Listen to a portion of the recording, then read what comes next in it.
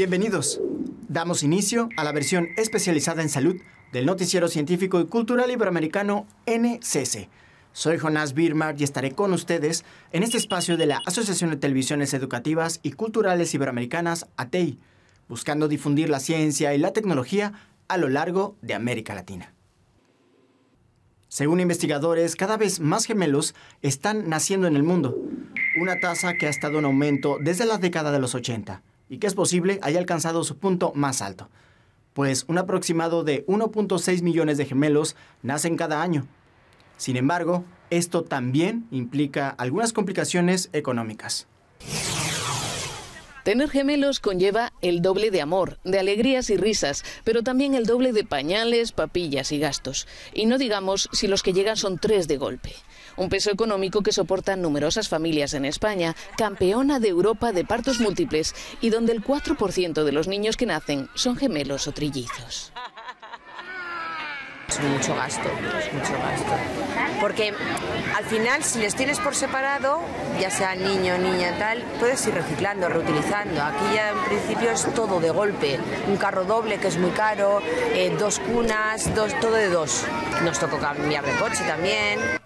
Las familias de más de 2.000 gemelos y trillizos se han reunido en Madrid en un encuentro festivo que también ha servido para exigir a las autoridades que les concedan los mismos beneficios económicos que a las familias numerosas o monoparentales. Guarderías, actividades, colegios, todo se multiplica en un contexto de aumento del coste de la vida que pesa como una losa sobre estas familias. Con unos sueldos súper miserables en todos los sitios, con 2 de golpe, tú no puedes decidir, bueno, pues a este niño le meto en una actividad y a este otro no, les tengo que poner los pañales a los 2. Julia y José tuvieron trillizos hace 12 años. La primera semana llorando te la pasas, diciendo 3, ¿y qué voy a hacer ahora con mi vida con 3? Sí, pero a la semana ya te has hecho a la idea. Desde el principio es difícil, pues la mitad de los embarazos gemelares acaban en partos prematuros. La legislación española las considera familias de especial protección, pero solo reciben una ayuda en el momento del nacimiento, a pesar de que los gastos ascienden de año en año. Por eso reclaman poder optar a becas, ayudas para comedores o exenciones de matrículas universitarias. Un pequeño empujón en un país como España, en el que la natalidad registra mínimos históricos. Sacarlos adelante es un gran reto, pero estos padres saben que merece la pena. Dormimos juntas, caminamos juntas, bailarnos juntas y jugarnos juntas. En Europa, países vecinos con Ucrania se mantienen pendientes de cómo la guerra escala en esa zona, pues el presidente ruso ha amenazado con usar armas nucleares de ser necesario. En dado caso, las pastillas de yodo podrían proteger contra el cáncer de tiroides, derivado de una contaminación nuclear, aunque con efectos secundarios intensos.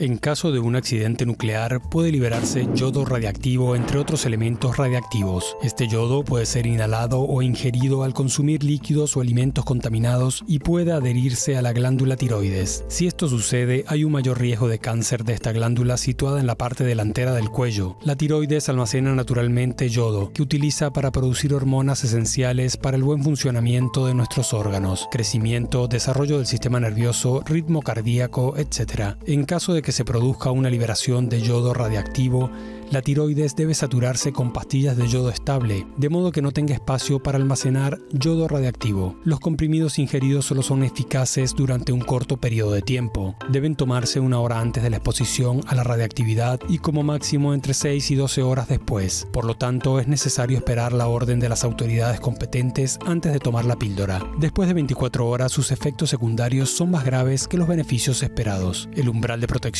de la tiroides se establece en 50 milisieverts en la mayoría de los países. Se recomienda que las mujeres embarazadas, los niños y los jóvenes tomen estos comprimidos. Sin embargo, el yodo estable no ofrece ninguna protección contra otros elementos radiactivos, de ahí que sean necesarias otras medidas de protección. Para muchas personas, la ansiedad y el miedo son un impedimento importante para no acudir regularmente al dentista, ya que algunos procedimientos utilizados se asocian directamente con el dolor intenso. La buena noticia es que se ha desarrollado un nuevo método que seguramente hará las visitas al dentista menos aterradoras. Seguramente los dentistas nos parecerían más simpáticos si en cada visita no nos amenazaran con la punta de su pequeño taladro, la llamada fresa.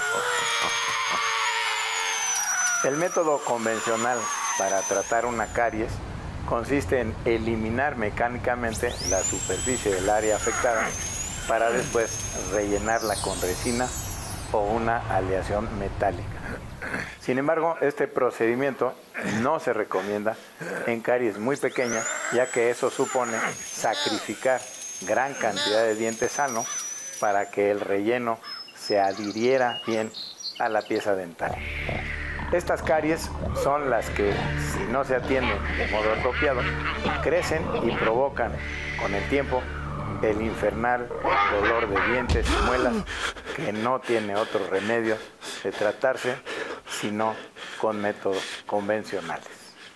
Las caries se originan cuando el ácido producido por las bacterias disuelve el esmalte natural de los dientes, con la consiguiente formación de una sustancia conocida como hidroxiapatita.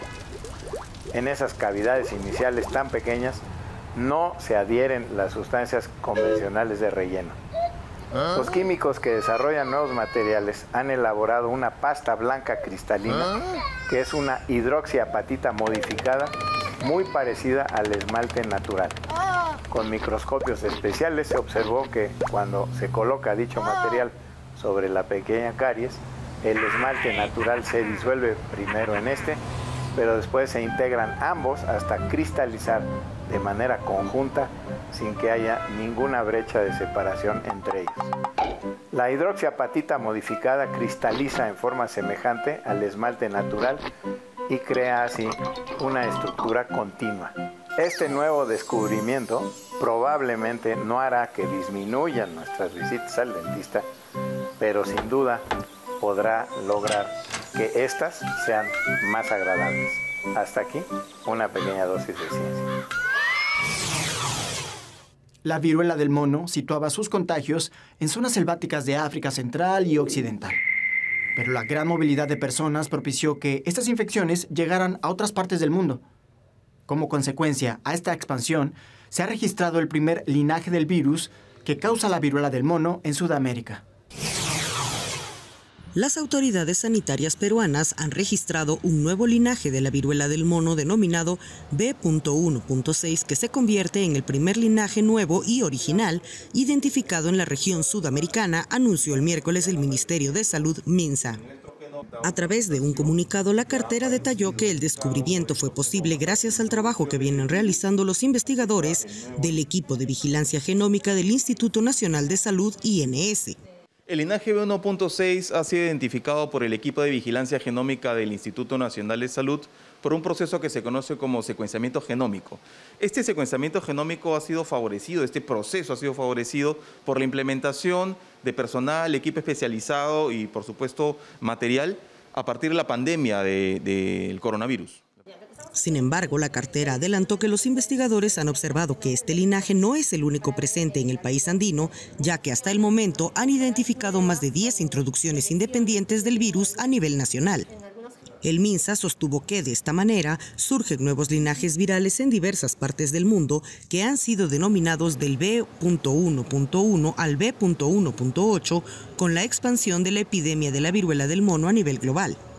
De acuerdo con el último informe del MINSA, Perú detectó en las últimas horas 35 nuevos contagios de la viruela del mono, con lo que ascendió a 1.531 el total de casos en la nación sudamericana. Del total detectado, hasta ahora en al menos 16 regiones, 898 han recibido alta médica y 633 están recibiendo seguimiento médico. Con información de la oficina en Lima, Perú, Noticias Xinhua. Tras la pandemia por coronavirus, hemos puesto más atención a los detalles, sobre todo los relacionados a nuestra salud. Incluso algunos términos nos quedan más claros, derivado de la experiencia con el COVID-19, como por ejemplo los niveles de saturación de oxígeno en nuestra sangre, el cual se puede registrar de la siguiente manera gracias al oxímetro de pulso.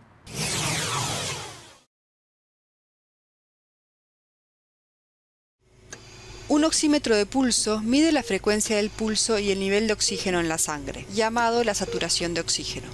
Esta información permite controlar el estado de los pacientes propensos a trastornos respiratorios. El oxímetro, generalmente colocado en la punta del dedo o en el lóbulo de una oreja del paciente, emite dos tipos de luces. Su funcionamiento se basa en la capacidad de la sangre de absorber las luces rojas e infrarrojas según el nivel de saturación de oxígeno. La sangre que contiene mucho oxígeno absorbe más radiación infrarroja y permite pasar más luz roja. Por el contrario, la sangre que no contiene suficiente oxígeno absorbe más luz roja y permite pasar más radiación infrarroja. El nivel de saturación de oxígeno se expresa en porcentaje. Una persona en buen estado de salud tiene un nivel de entre 95 y 100%. Una cifra inferior puede indicar un problema pulmonar. El oxímetro de pulso es esencial para evaluar la gravedad de las infecciones respiratorias agudas como la COVID-19. Los invito a ser parte de nuestros canales de WhatsApp y Telegram. En un momento regresamos con más información.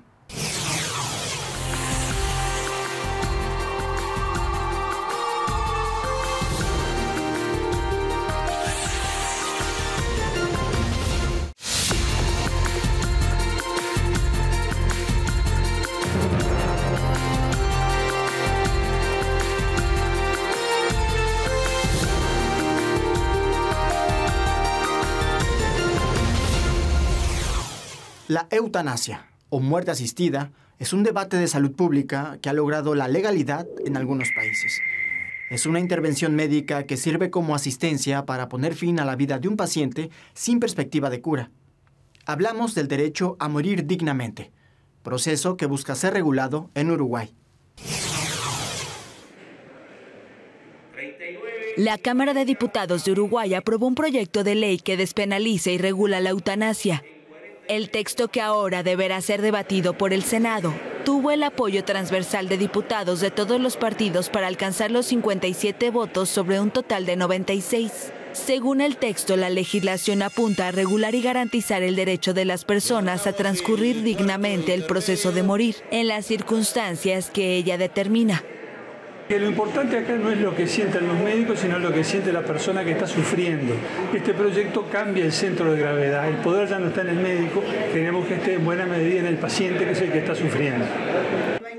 Si termina siendo aprobado, la solicitud de eutanasia quedará habilitada para personas mayores de edad, psíquicamente aptas, que padezcan una o más patologías o condiciones de salud crónicas, incurables e irreversibles que menoscaben gravemente su calidad de vida, causándoles sufrimientos que les resulten insoportables. Los detractores del proyecto argumentan que es necesario mejorar los cuidados paliativos en lugar de legalizar la eutanasia. Porque no está especificado acá en este proyecto de ley. Acá lo único que se hace es despenalizar al médico. No vamos a ser procesados, no vamos a ir presos por matar gente. Uruguay reglamentó en 2013 la Ley de Voluntad Anticipada, que permite que un paciente con una enfermedad incurable deje de recibir un tratamiento que le prolongue la vida en detrimento de su calidad, si así lo desea. En tanto, otra ley vigente considera que la eutanasia es contraria a la ética médica y castiga a cualquier profesional de la salud que la aplique con hasta 10 años de suspensión. El pericardio es un saco que rodea el corazón y lo sostiene en su lugar. Esta membrana lo envuelve y protege de agentes externos. En España, luego de sufrir un accidente vehicular que lastimara su corazón, un hombre ha recuperado la esperanza de vida gracias a un parche hecho con el pericardio de una vaca. A Francisco, jubilado de 73 años, literalmente se le rompió el corazón hace 9 meses en un accidente de tráfico cuando viajaba con su mujer. En el golpe que llevé en el coche con el volante se me hizo una fisura de unos 5 centímetros aproximadamente. Para salvarle la vida fue necesario colocarle un parche hecho con tejido de una vaca, concretamente con pericardio, la membrana que protege el corazón. Esos parches son creados ex profeso, son creados únicamente para esta cirugía en otros países y son vacas que están criadas solo para eso. La de Francisco fue una operación única en el mundo. Participaron 9 médicos del Hospital Regional de Málaga y tuvo que pasar más de 40 días en la UCI. Un orificio tan grande origina tal fallo en el corazón que hace muy difícil que ese paciente llegue al hospital y si llega es muy difícil que llegue a operarse e incluso que supere la cirugía. Hicieron conmigo quizá una obra de arte, son los segundos padres, pero no tengo con qué pagarle, como se dice. Gracias a ellos, Francisco hoy nos cuenta su historia, cómo una cadena de profesionales les repararon un corazón roto que sigue latiendo con fuerza. El agotamiento laboral es un tipo de estrés relacionado a cargas de trabajo, un estado de cansancio físico y emocional que puede afectar la salud mental de una persona. Es también conocido como burnout, un síndrome que afecta en gran medida a las mujeres. Llegó un momento en el que realmente sentí que se me desconectó el cerebro del corazón y del cuerpo. Esto empezó a saturar porque había que compatibilizar trabajo versus mamá versus esposa. No aguanto más. Esta es la frase que continuamente se repiten mentalmente miles de mujeres en América Latina. La sobrecarga laboral, atender la casa, los hijos y distintas actividades de cuidado las ha saturado hasta el punto de padecer del síndrome de burnout, el agotamiento extremo. Aquí te explicamos de qué se trata. Según la Organización Mundial de la Salud, el burnout es el síndrome del trabajador quemado, pero en las mujeres esto llega a un desgaste emocional. Entrará en la próxima clasificación internacional de enfermedades y está relacionado con estrés crónico, desgaste físico, despersonalización de las tareas, bajo rendimiento y cuadros de depresión y ansiedad. ONU Mujeres señala que a nivel mundial, antes de la COVID-19, las mujeres ya hacían al menos 2,5 veces más tareas domésticas y de cuidados no remunerados que los hombres, situación que se disparó durante la pandemia.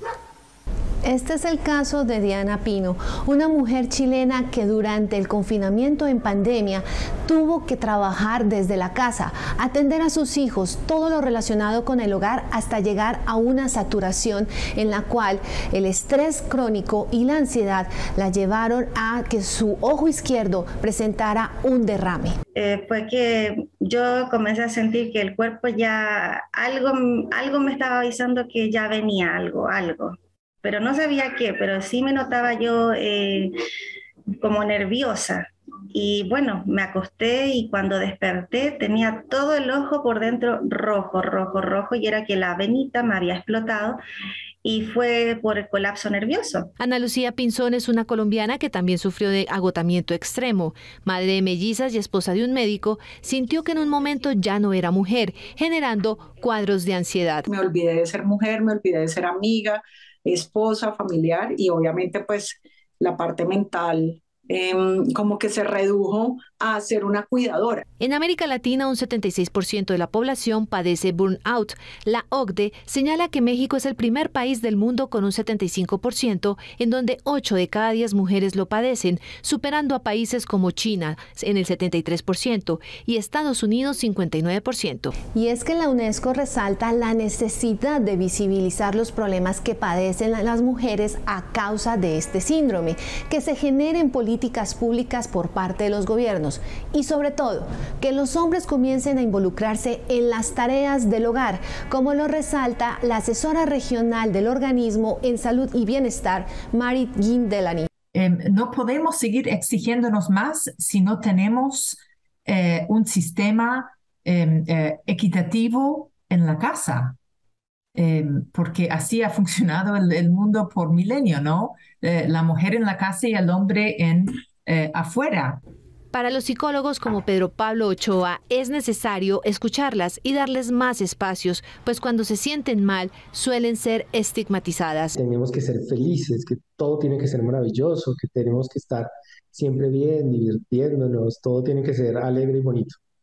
Y esa presión también resulta dañina, porque no es normal. Realmente las personas no siempre pueden estar bien. En el caso de Ana Lucía, el padecer el síndrome de agotamiento extremo la hizo entender que trabajar en el hogar no significa que se sea discriminada, todo lo contrario. Para ella esto es una profesión 24/7 y por lo tanto se ha dedicado en sus redes sociales, en especial en Instagram, a llevar a cabo un proyecto como ama de casa en tacones para empoderar a las amas de casa. Yo te invito a que lo digas con orgullo, yo te invito a que te empoderes, a que digas mi profesión es ser ama de casa, mi trabajo es estar pendiente de mi familia, porque es un trabajo 24/7. ¿Y tú padeces o has padecido de burnout? Comenta en nuestras redes sociales y sobre todo, no estás sola y pide ayuda. Según la Organización Panamericana de la Salud, los problemas relacionados a la salud mental producen tasas de discapacidad a lo largo del continente americano.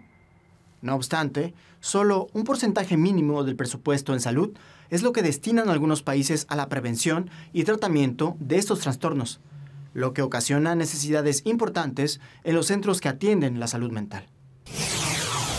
En el Hospital Psiquiátrico de Caracas, trozos de paredes y techos se caen por la humedad. También hay ventanas rotas, maleza, filtraciones de agua y una fachada en franco deterioro. La delegada general del Sindicato Único de Empleados Públicos del sector, Celeste Rodríguez, asegura que de una capacidad para 200 camas solo funcionan 20. Que es lo que actualmente tenemos funcional. ¿Por qué? Porque realmente los espacios no están acordes para albergar la gran demanda que tenemos hoy en día. En la misma situación se encuentran otros centros similares. Hay 48 centros psiquiátricos públicos y en muchos de ellos ha disminuido la disponibilidad de camas, se ha deteriorado la infraestructura, hay déficit de personal, intermitencia en la dotación de medicamentos y fallas en los servicios. Además, algunos han cerrado y otros han clausurado los servicios de hospitalización. Acceder a un centro privado tampoco es sencillo. Una habitación puede llegar a costar $80 al día. La presidenta de la Sociedad Venezolana de Psiquiatría, Petra Aponte, asegura que el nivel de deterioro que han venido sufriendo los establecimientos públicos en el área de la salud mental se debe a la falta de recursos, de personal y de mantenimiento. El recurso económico dirigido hacia la salud mental siempre ha sido, el menos tomado en cuenta. La salud mental hasta ahora ha venido siendo tomada en cuenta como en unos porcentajes mucho menores. Así, Venezuela llega este 10 de octubre, Día Mundial de la Salud Mental, con su sistema de salud público en estado crítico. Aponte confía en que se avance en la creación de una ley que supondrá un paso en la dirección correcta en la protección de la salud mental de los venezolanos. Gracias por acompañarnos en este viaje informativo del Noticiero Científico y Cultural Iberoamericano NCC, especializado en ciencias médicas y tecnología de la salud. No se pierdan las emisiones especiales de Ciencia, Tecnología y Cultura con Iván Carrillo y Ana Cristina Olvera. Gracias a los socios de ATEI, que a través de sus plataformas hacen posible esta transmisión. También gracias a las agencias informativas AFP, EFE, Notimex, Xinhua, Euronews y Deutsche Welle. Visite nuestra página noticias ncc.com. Utilice nuestra aplicación móvil y síganos en nuestras redes sociales. Nos encuentran como NCC Iberoamérica. Soy Jonas Birmar. Cuídense mucho. Nos vemos en la próxima.